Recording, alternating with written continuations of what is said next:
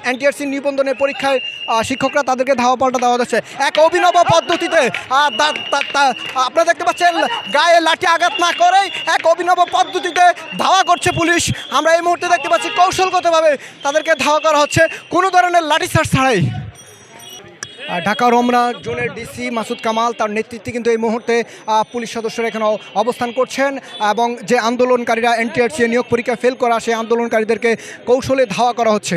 আমরা দেখেছি যে একজন পুলিশ সদস্য কোনো ধরনের লাঠি চার্জ ছাড়াই তাদেরকে আসলে অভিনব কৌশলে তাড়া করেছেন এবং লাঠি সড়কে আঘাত করে আন্দোলনকারীদেরকে তিনি তাড়া করেছেন। সেই দৃশ্যটি কিন্তু আসলে দেখতে পেয়েছি এবং সেখানে আমরা দেখছি এখনও কিন্তু আসলে আন্দোলনকারীদেরকে ধাওয়া দেওয়া হচ্ছে এবং সেখান থেকে সরিয়ে যেতে পুলিশ বারবার চেষ্টা করছে।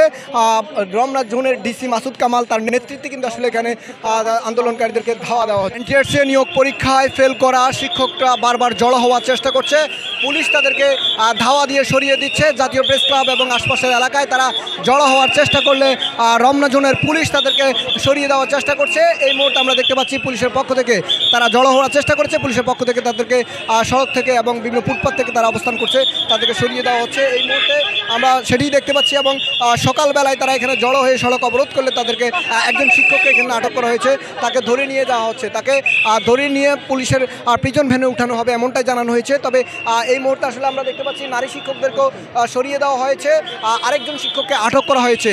আসলে কয়েকজনকে এখান থেকে আটক করা হয়েছে। এর আগে জল কামান নিক্ষেপ করা হয়েছে, টিয়ার সেল নিক্ষেপ করা হয়েছে। আমরা দেখতে পাচ্ছি এখনও যে ফুটপাতে তারা জড়ো হয়েছে এবং তাদেরকে কিন্তু সেখান থেকে সরিয়ে দিচ্ছে পুলিশ। এই যে বেসরকারি শিক্ষক নিবন্ধন পরীক্ষায় যারা লিখিত পরীক্ষায় উত্তীর্ণ হয়েছিল তারা কিন্তু যখন ভাইভাতে ফেল করেছে, যারা ফেল করা পারে তারা হয়তো পাশের দাবিতে বা তাদেরকে অন্যায্যভাবে ফেল করা হয়েছে এরকম একটা অভিযোগ তুলে তারা কয়েকদিন হলো আন্দোলন করতেছে। এর মধ্যে বিভিন্ন জায়গায় তারা যোগাযোগ করছে, আমরাও আলোচনার জন্য চেষ্টা করেছি। আজকে তারা হুট করে এসে প্রেস ক্লাবের সামনে বসে পড়ছে একবার রাস্তা বন্ধ করে। আমরা বারবার তাদেরকে অনুরোধ করছিলাম যে রাস্তাটা ছেড়ে দেন, জনভোগান্তি যেন না হয়, আপনারা আন্দোলন করেন, সমস্যা নেই, আমরা প্রয়োজন আরও কমিউনিকেট করে দেব। কিন্তু তারা কিন্তু এটা শোনে নাই।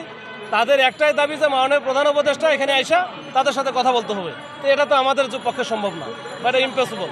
ওই যে হ্যাঁ, কোনোভাবেই তারা শোনে নাই। পরে আমরা আমাদের মতো করে নিয়ম অনুযায়ী আমরা পানি আগে ওয়াটার ক্যানন যেটা আমাদের জল কামান মারা সেটা মেরেছি। এরপরে সাউন্ড গার্ড দুটা যেন প্যানিক সৃষ্টি হয়, যারা যেন ডিসপার্স হয়ে চলে যায় এটা করেছি। এরপরে আমরা হালকা পুশ করেছি যেন এরা ডিসপার্স হয়ে যায়।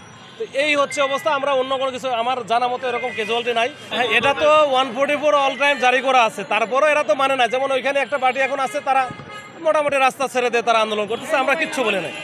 তো আমার কথা হচ্ছে জনদুর্ভোগ সৃষ্টি না করে আপনারা আন্দোলন করেন, সমস্যা নাই।